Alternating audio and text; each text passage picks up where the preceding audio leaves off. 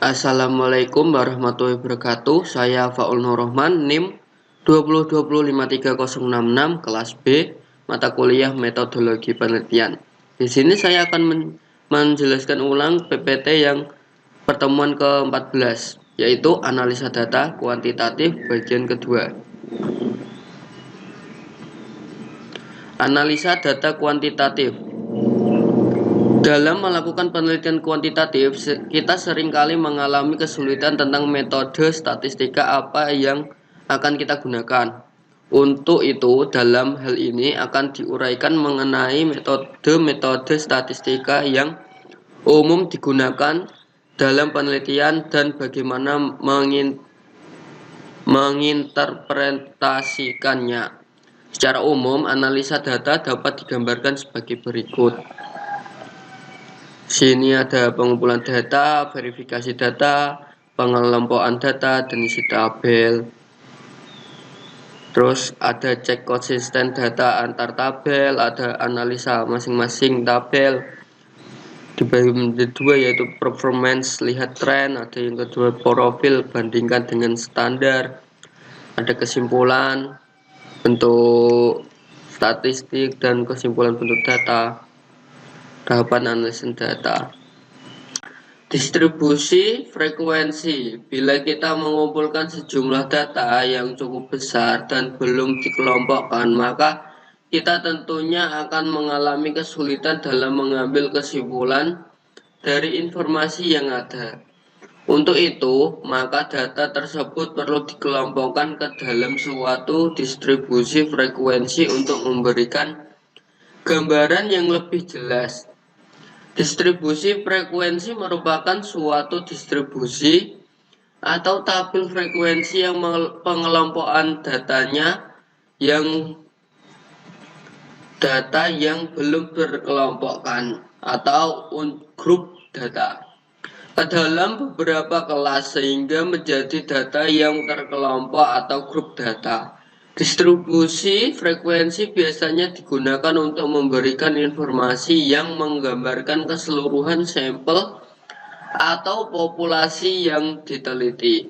Berdasarkan dari sifat datanya, distribusi frekuensi diklasifikasikan menjadi dua, yaitu kategorikal dan numerik. Jika pengelompokan klasifikasi frekuensinya didasarkan pada keterangan yang bersifat kualitatif, seperti jenis kelamin, tingkat pendidikan, dan lain sebagainya, maka disebut dengan distribusi frekuensi kategorikal. Misalnya, pada tabel 1, berikut ini menunjukkan distribusi frekuensi berdasarkan gender atau jenis kelamin yang ikut kursus komputer.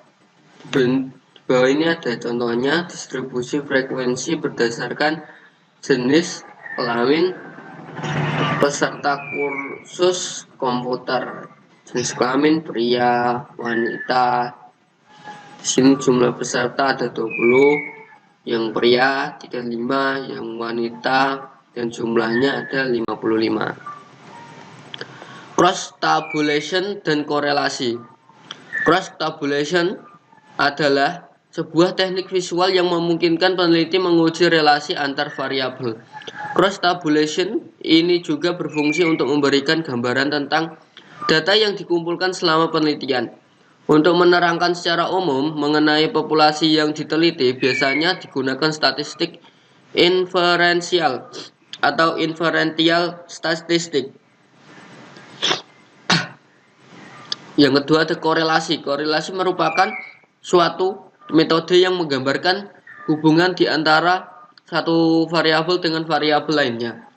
Korelasi bertujuan untuk mengukur kekuatan hubungan atau asosiasi linear di antara dua variabel.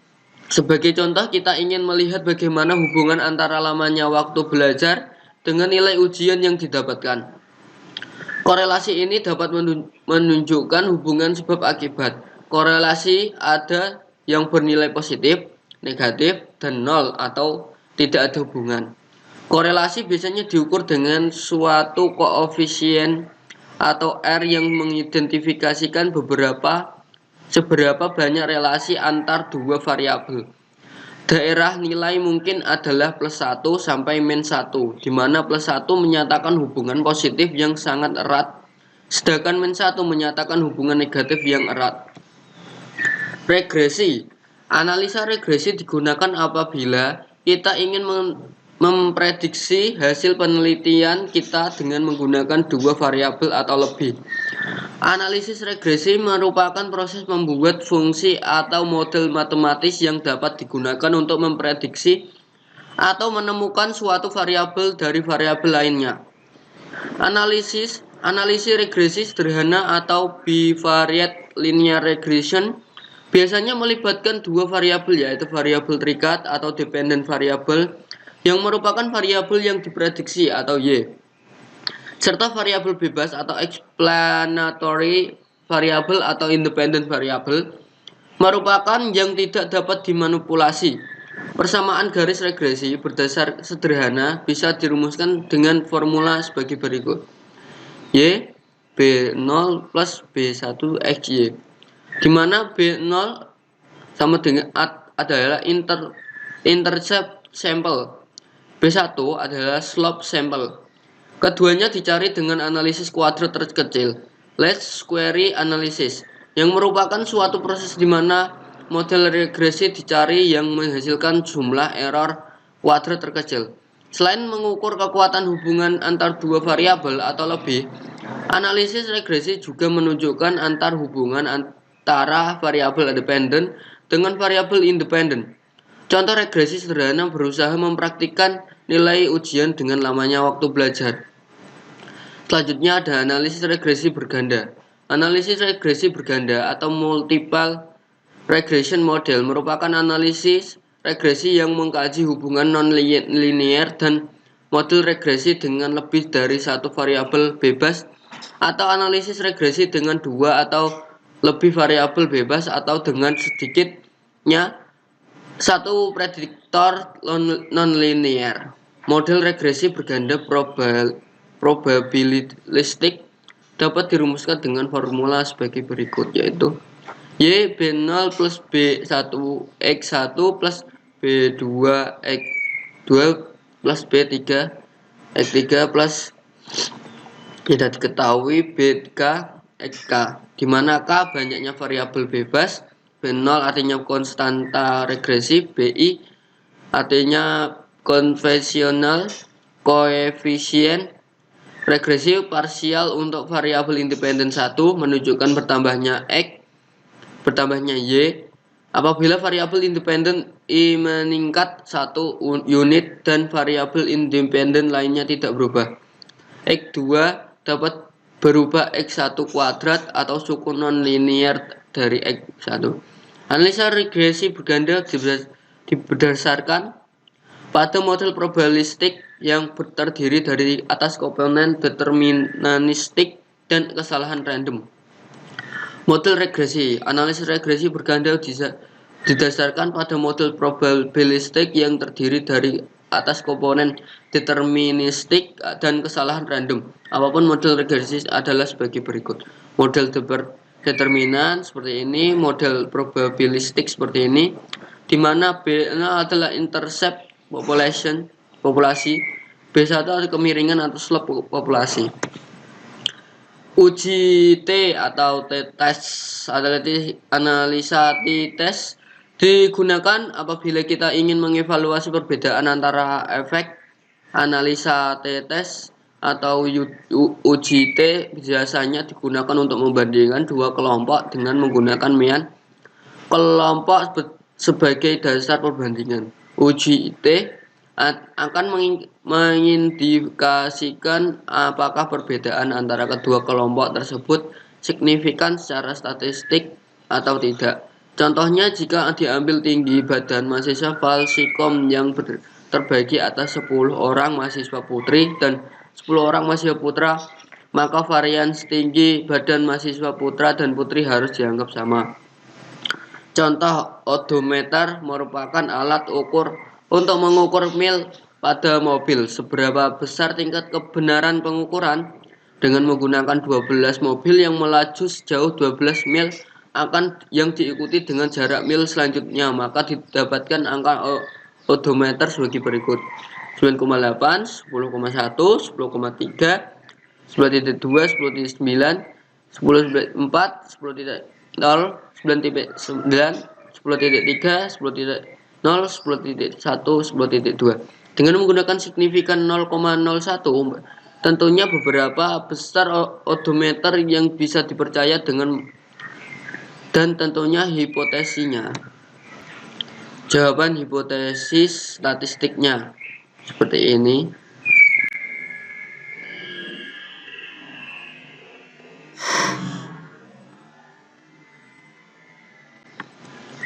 Perhitungannya, kesimpulan yang bisa diambil adalah menolak H0 karena nilai T hitung lebih besar daripada nilai T table, atau 1,67 kurang lebih besar daripada 3,106. Ini berarti jarak mil yang dihitung oleh odometer tidak signifikan atau berbeda nyata dengan jarak mil yang dihitung oleh mesin penghitung jarak yang ada pada mobil. Ini perhitungannya. Uji F test dan uji Z test.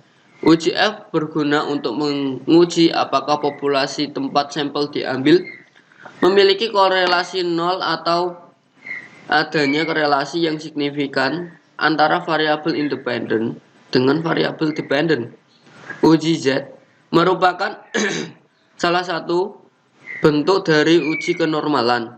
Dengan besar sampel lebih dari 30, kita bisa mengetahui atau menghitung estimasi standar deviasi dari populasi dengan melihat rata-rata sampelnya.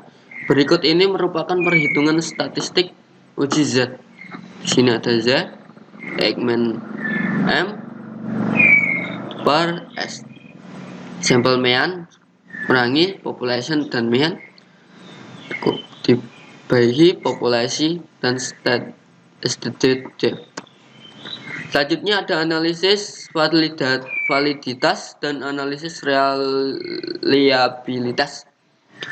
Analisis validitas. Untuk melakukan analisis validitas dapat digunakan metode person produk moment dengan syarat sampel yang diambil bersifat normal atau lebih besar daripada 30. Sedangkan bila sampel yang diambil lebih kecil dari 30, maka dapat digunakan metode Spearman rank correlation. Analisis reliabilitas. Untuk melakukan analisis reliabilitas dapat digunakan metode Cross-Bench alpha.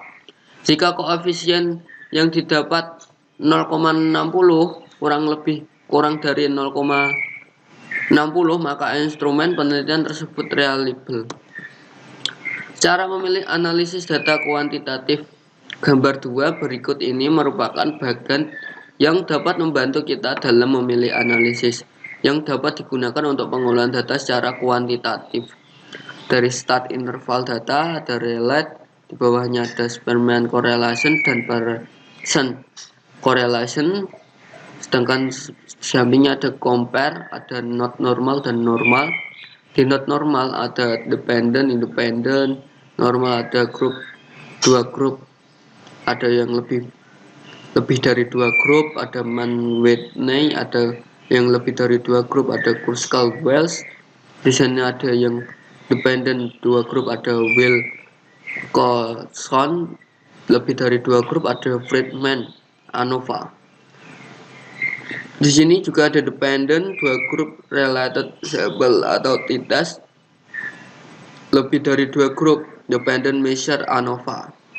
Independent 2 grup, independent sample TITAS. Lebih dari 2 grup, ANOVA. Bahan diskusi dan tugas. Sekian dari saya. Jika ada kesalahan kata mohon dimaafkan. Wassalamualaikum warahmatullahi wabarakatuh.